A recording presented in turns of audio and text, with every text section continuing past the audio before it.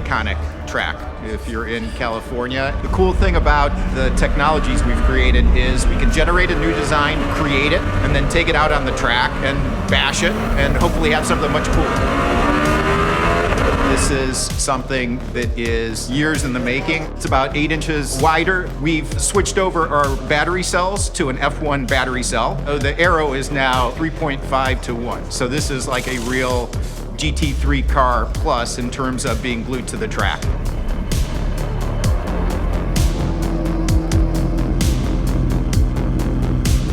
This is an American car company designed in LA, and we manufacture it, we assemble it, we test it, all coming out of California.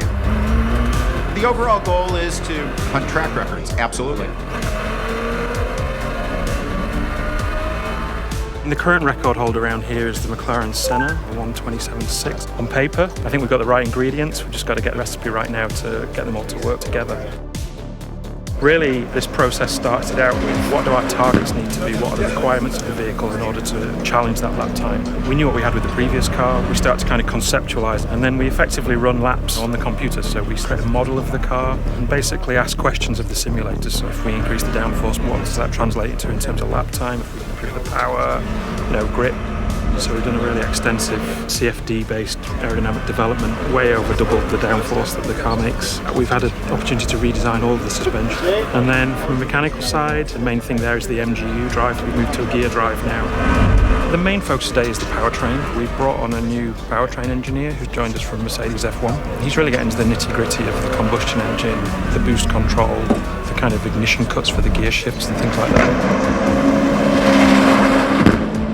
Well, obviously breaking a record, you never go into it thinking it's going to be easy. It's got a pretty complex architecture, internal combustion engine working alongside pretty complicated EV system. Part of my responsibilities is really to work with the engine calibration and making sure that our boost is not only meeting target, fueling correctly, the driver requesting torque out of the corner, so it's a 10th here, a 10th there, and these things make a difference.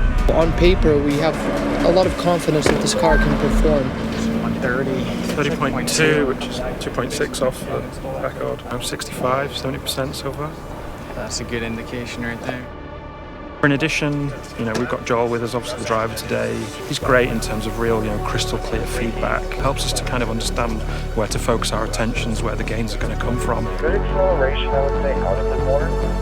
I'm getting it. Turning right, similar load. I'm not combining, turning to the right. I'm ready to go.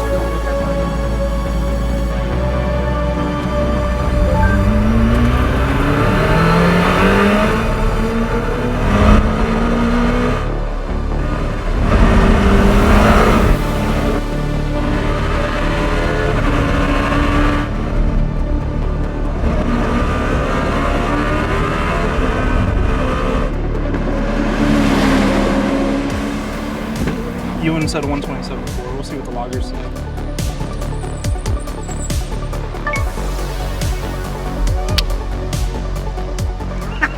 $27.4 on the data.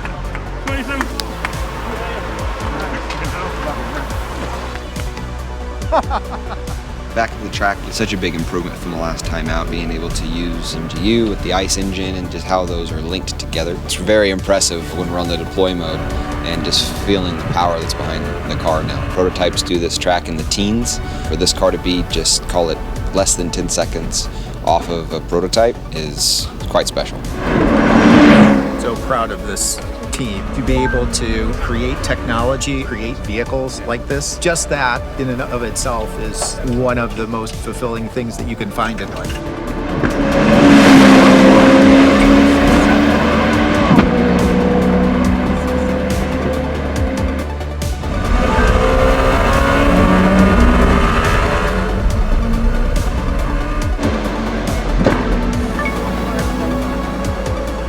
I grew up in Cleveland, the youngest of 5, in a very working class family with 2 older brothers who were car mechanics, and started working on cars when I was probably 4 or 5 years old and reading about California, Hot Rod Magazine and Motor Trend and Carcraft and about this track and about Can-Am, and to see this happen is completely mind-blowing because, it takes me back to being an 8-year-old laying in bed thinking about California as some far, far away dreamland, and you see this actually happen.